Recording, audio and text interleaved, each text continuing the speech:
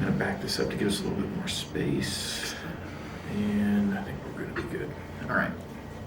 Jason, and I'm going to start that again. That's English is hard. All right. Words are hard. Yeah. All right.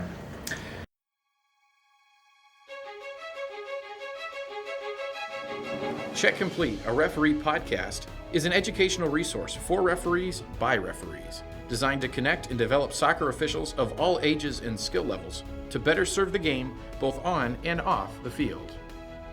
Jason and I are excited to bring back on to the podcast pro assistant referee Jeff Swartzel. Jeff, thanks for joining us again. It's good to see your face.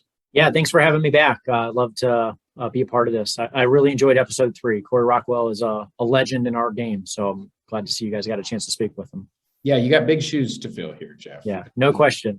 We're not playing the comparison game, so just be you. All right, so today we're talking about with Jeff. We talked when we interviewed you in episode 2. We heard more about your story and really enjoyed hearing about your journey and some fan questions and things.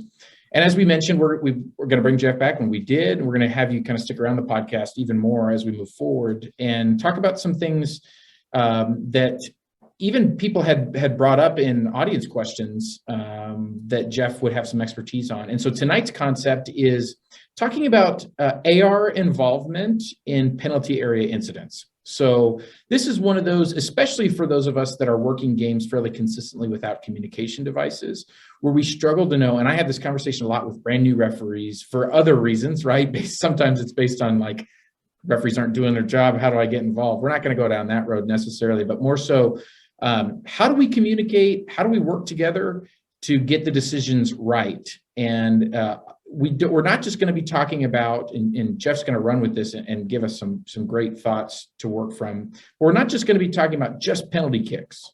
There's lots of other situations here where the whistle and the restart results in something other than a penalty kick, and that's just as match critical. It certainly can be. So, Jeff, let's launch into this and talk about this. This is probably something that you guys spend. I mean, this is a huge part of your bread and butter to be an effective AR, right?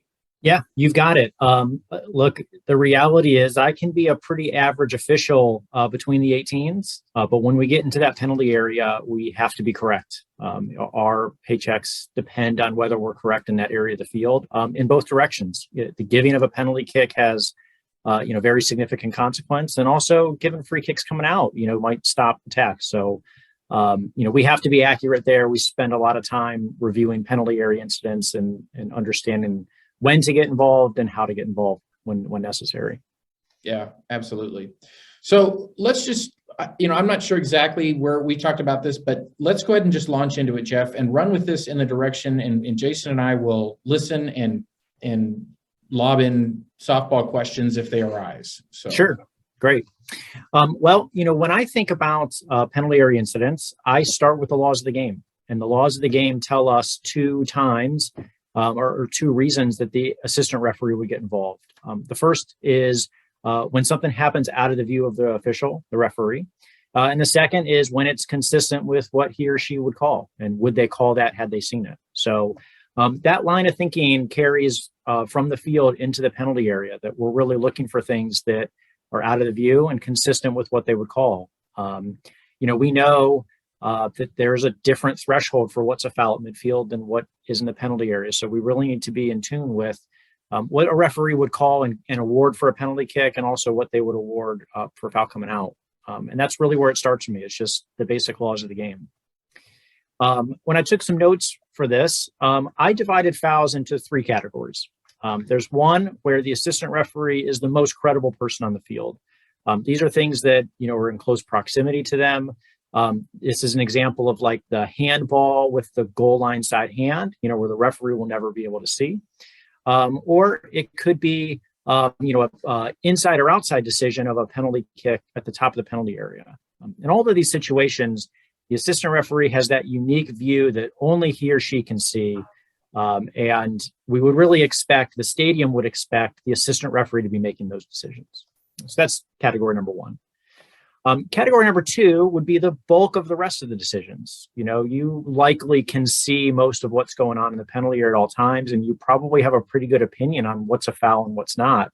But because it's not close enough to you, or perhaps the referee is just more credible, and these are examples of things that we really don't expect assistants to get involved in, but we would expect them to have an opinion on, just in case, the referee gets caught off guard or gets screened for some reason. You should have some kind of opinion.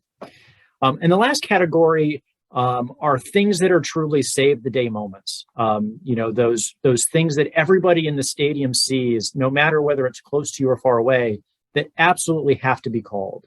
And for some reason, the referee hasn't called it. These are things like handballs on the goal line, or a goalkeeper being fouled in the buildup of a goal. Just true travesties to the game that, if left unchecked, would really cause a miscarriage of justice. So those 3 moments we'll take kind of individually and decide, how and when to get involved for each of those. Yeah, absolutely. That's fantastic. So let's start with the first one, Yeah. the things that you're most credible. So I mentioned a couple examples. That goal line side handball is the one that's the most difficult for a referee to see. There will always be screened by the body of the defender. You'll be looking across play to, maybe make an offside decision. And so you're really the only person that can see this. And in almost all cases, this is going to be pretty close to you. Just the nature of how these things happen. They're usually off crosses and not shots. And because you're the most credible and the stadium expects you to make a decision, this decision is usually made with a flag. It's, the flag straight up, a little bit of a waggle. And then I run down to the corner flag. That indicates that I have a penalty kick. If I'm wearing a radio, I would say penalty, penalty, penalty. And I'd run down to the corner flag and let the referee make his decision. The other big decision that you're most credible is whether a foul is inside or outside the penalty area. So, we see this very commonly where fouls happen right at the line. And a referee is going to have a hard time seeing that from their angle. But an assistant referee who's likely in line with that play will have this great straight across view where they can see, where that foul happens. And for that, again, we have this beautiful nonverbal mechanic of either running to the corner flag if it's inside, indicating the penalty kick, or running upfield a little bit, maybe 2 or 3 steps to indicate that it's outside.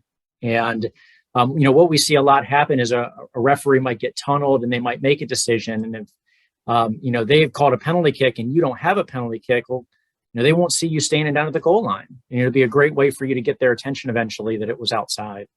Or they might look right over and see you walking upfield and know immediately what you mean. So it's one of my favorite mechanics that it's nonverbal, it's easily understandable, and you can do it at every level. Mm-hmm. That second category I mentioned, that's the things that, we're not really the most credible. But we all know from time to time, our referee friends sometimes miss a decision or don't see something as clearly as they think, or, might get screened. And for all of those cases, we generally don't expect an assistant referee to be involved with their flag because, well, frankly, no one would believe them. They might be too far away. We know that they don't have the best view, but they're still prepared with that, gut instinct that looked like a penalty kick or that looked like a foul. And we want them to have an opinion. The difference here is the initiation of information. In one case where I was credible, I raised my flag. And in this case, we expect the referee to have it. And we all know that look when they look over to you and they're like, oh no, something's happened, but I don't know. And they look at you. And in this moment, it's all about body language. It's not in your head. It's switching the flag to your other hand. It's really encouraging them to call the foul that they think that they saw. And then of course they get the credit. They'll buy us our ice cream afterwards. But that's another great nonverbal to really just encourage them along the way. That last category, where we talked about saving the day, I see this actually, fouls going out more than I see it going in. But this is that true moment where it doesn't matter how close it is to you. It doesn't matter, if it's on the other side of the field, if it's in the middle of the goal, if it's right next to you. If there is truly a moment that it has to be called, then you are within your rights to do whatever it takes. You can put your flag up, you can yell the referee's name, You can run out to the field and shake his hand and say, please call this foul. But if it has to be called, it's a 100% call. You have to make sure it gets called, and there is no penalty for however you do it. Right. So let's go. Well, first, I want to see you run onto a field and tell the referee. Make sure he calls. Let's hope we don't get to that at your level. Fingers crossed. It hasn't happened yet. I think what you're talking about, our local goalie, Tim Mealy for Sporting KC, has been involved in a couple of those. Last year, he had an incident where he dragged down a Seattle Sounders player into the goal. That was kind of a big controversial thing. And then he just had one this week where there was a goal that was scored, but there was contact from a forward from LAFC who wasn't even looking at the ball. Like, they showed the back, and he just moved into Mealy and knocked him back into the goal. So is that what you're talking about in that third example of the goal? The ball went in the goal, so the referee may not have seen. He maybe watched other things. Is that kind of the thing you're talking about there in terms of the game-saving moments kind of deal? It is. Yeah, it certainly is. Those are those real moments that a referee has a lot to look at. These happen a lot on set pieces, corner kicks and free kicks, and they might be looking for holding and grabbing on the players. And then something happens, and all of a sudden there's a goalkeeper on the ground and they didn't see what happened. Right. And, that's that time where if you're wearing a radio, you got a great opportunity to say, Mealy has been fouled, or foul, something to get the referee's attention. But again, if the ball ends up in the net, you've got all the time in the world to get that person's attention and just say, I have a foul and it's coming out. We can't award this goal. Right. And that's really a great example of that. Yeah. Right. Cool. So as in the build up to these situations, oftentimes, like, there was a clip that I shared with you that hopefully and I'll just take the moment to say, we're going to provide some clips throughout the week and hopefully have some feedback on that. But there was a clip that I shared with you from a local high school game. And one of the things that we talked about after the game was, how could we manage that situation a little bit better? And so when and we'll share this with our viewers, listeners, one thing I suggested to the referee was, when we have such a crowded goal area, in that clip, we had so many players in there. Maybe there is some pre-kick, especially when it is a set piece, pre-kick preventative officiating that can be done. What does that look like for you with and without communication devices, and how involved is the AR in that? Yeah. Well, with communication devices, we're very involved. Our best referees in the league are really designating different areas of the field for each official to be watching. They're obviously taking the biggest group of individuals because that's where the most likely decision is going to be, and they got to be the one to make it. But we're very frequently, chiming in saying, hey, 13 and 9 are pushing, or the goalkeeper's being blocked. And we're trying to alert the referees to those situations. Without communication, that becomes a little more difficult. But I think we sometimes get into the habit of thinking we can't talk on the field. You can certainly yell out, hey, I see you in front of the goalkeeper. Don't hold him. I can see you grabbing. Let him go. Even as the assistant referee, that might just be enough clue to the referee that something's happening that he or she needs to look at. So I am a very big advocate for that pre-free kick management, even just to settle players down and let them know what you're looking for. If two players are kind of going at it, just let them know, I'm watching for you guys holding each other. If you foul, it's a penalty kick, and if you foul, it's not. And, just let them know that you're watching and that, they're not going to pull one over on you. Yeah. I think the vision, we talk about that with our officials down in this area, even at the youth and high school levels, with how much things are recorded. If the video shows, this is something you guys work with all the time at the MLS, but obviously the video shows that you went in and you had a conversation, you said, and they can't hear what you're saying, but they can see that you're telling them, hey, behave yourself. And then if the call comes after that, people aren't going to be happy, but maybe it's a little easier to swallow. It's like, listen, you were there giving them a chance. It's the greatest thing a coach can say is, he just told you. Right? You were in there and he was just telling you to not do that. And then you did it and you called a foul. No one should be surprised here. Yeah. So that pre-management is a great tool. And actually, it doesn't matter as much what you say as it does just the fact that you say it. It's alerting players that you're onto what they're doing. So I think that's that's great. And I know people want to hear you talk and not me, but one of the things I loved what you said about we can still, without communication devices, use our voice. And I actually borrowed this from the other sport that I do, basketball. I was before a throw-in, we had a dead ball situation, and one of my partners, there was two players jostling in the paint, and he beep, beep, beep, held things up, walked in, and he goes, Gordy, Chuck, 13 and 35, let's watch them here. And those two kids were like, and it was wildly effective to modify behavior. And yes, the coaches have heard it. And the coaches heard it and everything. Yeah. And so I've actually taken that and used it some in high school games just to say, hey, Jason, help me with contact on the goalkeeper, yes. Things like that. And I think that's great. I think we have that feeling like, oh, it's got to be quiet. We got to, I don't know if that's a product of the best referees are seen but not heard or whatever. I mean, that go into games and go out without being seen. I think those are moments where we need to step in and that prevents us from having to make bigger decisions than maybe we need to. Right. Just some thoughts. Yes, absolutely. Take it a step further. So another thing that we like to do in the MLS is especially free kicks that are outside of the penalty area, the trail assistant referee will be designated to watch like handling in the wall or encroachment. And the referee will point to him and say, you watch handling. And now everybody in the stadium knows that if a handling happens or if the encroachment happens, there's an official watching it. And now there's less controversy. They're not sneaking away on something. Yeah. So I think that communication is great. Well, let me go back to point number one. You were talking about the goal line side handling, as well as in and out across the top of the penalty area. How involved are you when in and out along the side of the penalty area? That it seems to be much more problematic just based on your angle. Yes, absolutely. So, we'll lack that depth perception to truly see inside or outside unless it's very obvious. So, when we're talking about a true decision to be made, our general expectation is that the referee covers that line that's right in front of us. Mm-hmm. And you'll see a lot of those referees shade over to that side if a player is trying to dribble in. Just in the event they get fouled right on that line, they'll be the only person that can see that. We also have just a general rule of thumb. You can feel free to get involved whenever you want. If you think you see that inside, get involved, but you can't miss.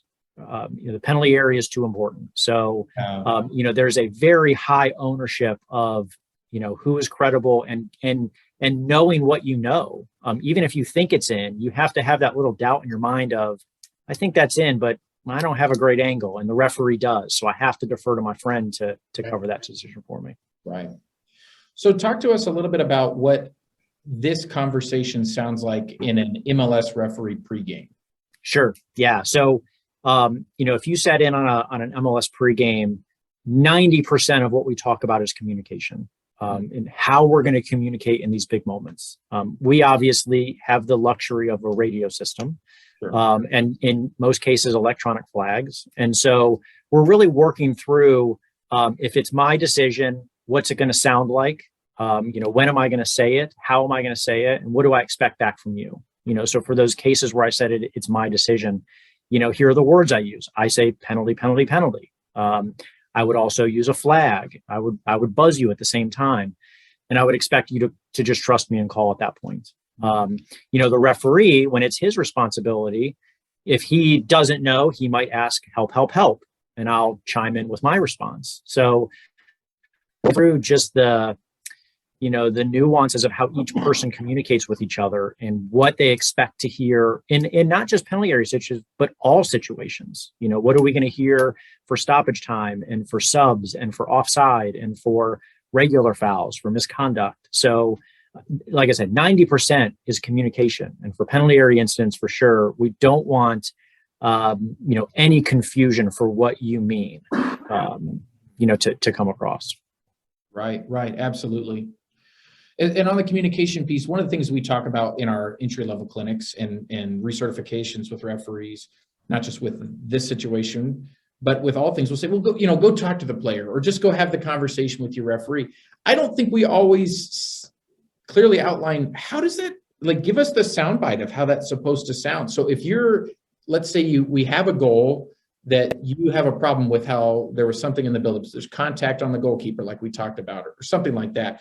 And you said we've got all the time in the world, so you stand at attention, do whatever the referee prescribed in pregame, and the referee comes over. What does that conversation sound like, or what should it sound like? This is probably pre-communication or without communication devices, right? So if you can tap into that from your development, but what does that sound like, what should that sound like, I guess? Yeah. Well, actually, it should be the same, whether you're wearing a radio or not. The difference is where you're standing on the field. When that referee comes over, it's up to you to describe as many details and considerations about that event that you can. If they didn't see it the first time, they're going to need a lot of information to come to the decision you want them to come to. So you might have to say things like, I saw this player, number 19, run into the goalkeeper and not play the ball. Goalkeeper fell over, and I believe that's a foul. We should have a direct free kick coming out. If it's a handball, I see number 19's arm clearly above the shoulder, arm stretched out. He's created a barrier. This is a handball. And if you have the decision, then you need to have all the decision. So you should include misconduct with that. It's also a shot on goal. It should be a yellow card, penalty kick, restart. And when you say things like this that all of our officials have heard, then you sound knowledgeable and you sound credible, and people will believe you.